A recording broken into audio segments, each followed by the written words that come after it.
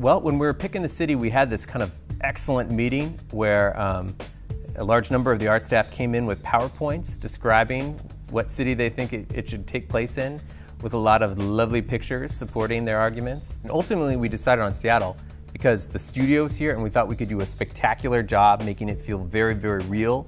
Well, it seems like just a provincial decision, and I would be wrong if I said there was none of that, but the reality is that Seattle was high on our list because it was not an overblown city. You know, it's not like there's 19 games that have been set there. And it's a city that has a lot of interesting weather and architecture, a mixture of old and new, a lot of small neighborhoods. It had a lot of features that made it really appealing. So, you know, when you look at doing a next-gen rendered game and you want to see wet reflections and you want to see atmospherics, all those things are readily present and apparent in our beloved city. And so it made a lot of sense to us.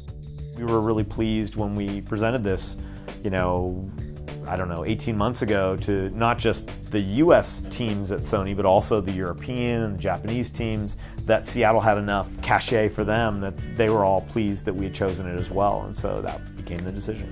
So when we decided to set the game in Seattle, one of the things we wanted to do was make the game about things that happen here, about the people who live here. You'll see a lot of local landmarks, and you see people that come from the area, and there are a lot of Native Americans that live in the Seattle area, and Delsin's one of them. I think like a lot of things, you're always looking to draw things together, to bring things together, to make them more related and less random. And so, you know, we knew we wanted to set this in Seattle, and Seattle's history, you know, if you live here, the place names and the culture has a rich history that's derived from the Indian tribes of the Pacific Northwest. And so it made sense to us to have that. It's not the central part of the story that he's on, you know, some vision quest or anything like that. Rather, it connects him, you know, in a really deep way to the place where the game is set. And that's why we made that choice. We wanted to bring a sense of believability, of just reality to it. And that meant doing things like getting the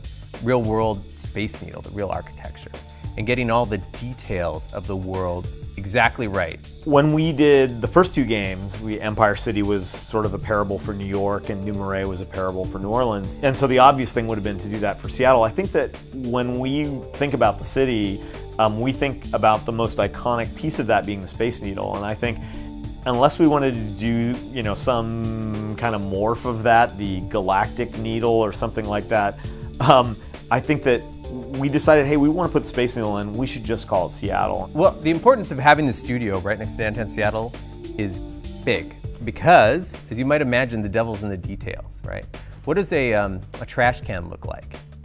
It's easy to spot because you know it from your heart, because you walk by it on the way to the bus coming to work. What does it sound like in the streets? How much trash buildup is there? All of these things, what you think are kind of goofball, you end up having to guess in cities that you don't live in, but we can do the job exactly right. And then when you wander around the place, it feels cohesive and real. You know, of course, we're not trying to make a carbon copy of the city. We're trying to take all the best parts of the city, the iconic bits, put it in there, make it feel real, but we change around streets and heights to make the best possible gameplay we can. I mean, we are making a video game. You know, we can do a great job with Seattle. We live here, and we didn't want to mess it up.